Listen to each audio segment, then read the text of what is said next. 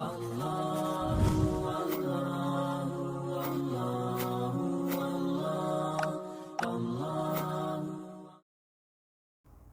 Assalamualaikum warahmatullahi wabarakatuh.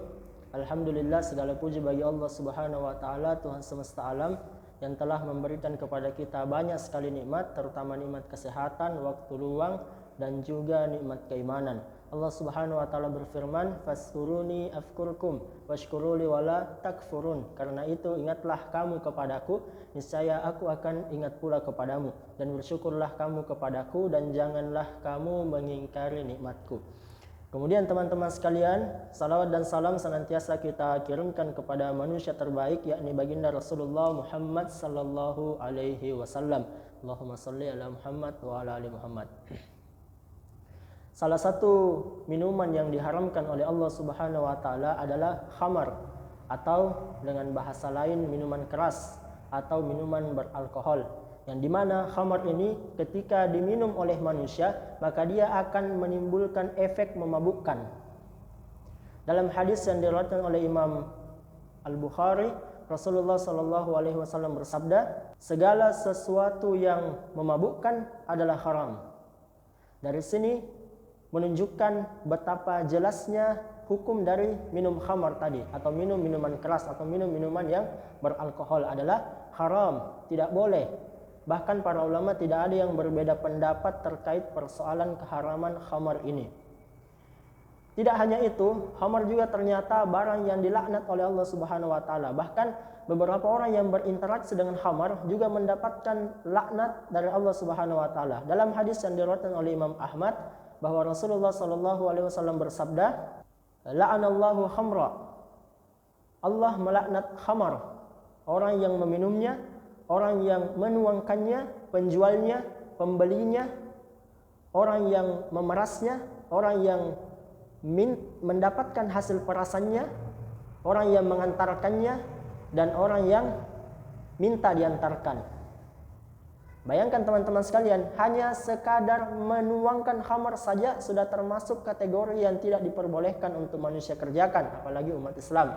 Tidak boleh sama sekali. Bahkan orang yang kemudian menuangkan khamar, bahkan tidak sampai meminum, ya, bahkan menuangkan saja itu sudah diharamkan, termasuk ke dalam kategori orang-orang yang dilaknat oleh Allah Subhanahu wa Ta'ala. Apa konsekuensinya jika manusia itu dilaknat? Maka manusia akan dijauhkan dari rahmat, dan ujung-ujungnya akan disiksa di neraka. Dan ketahuilah teman-teman sekalian, bahwa tubuh manusia itu sungguh tidak akan mungkin mampu untuk menahan pedihnya siksa Allah Subhanahu wa Ta'ala. Makanya jangan sekali-kali untuk coba-coba.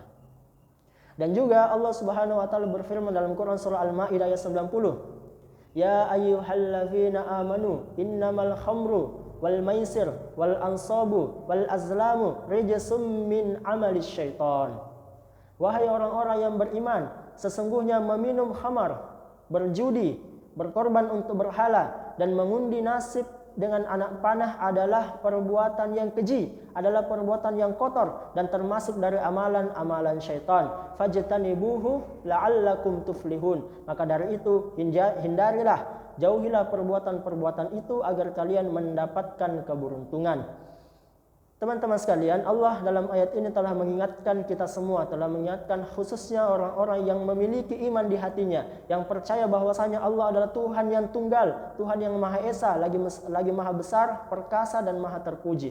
Allah mengingatkan manusia bahwa khamar adalah perbuatan syaitan, perbuatan yang buruk, perbuatan yang kotor, perbuatan yang keji, dan sepantasnya manusia untuk menghindarinya. Perbuatan tersebut tidak diridhoi oleh Allah Subhanahu wa Ta'ala, bahkan bertentangan dengan visi penciptaan manusia, yakni beribadah kepada Allah Subhanahu wa Ta'ala.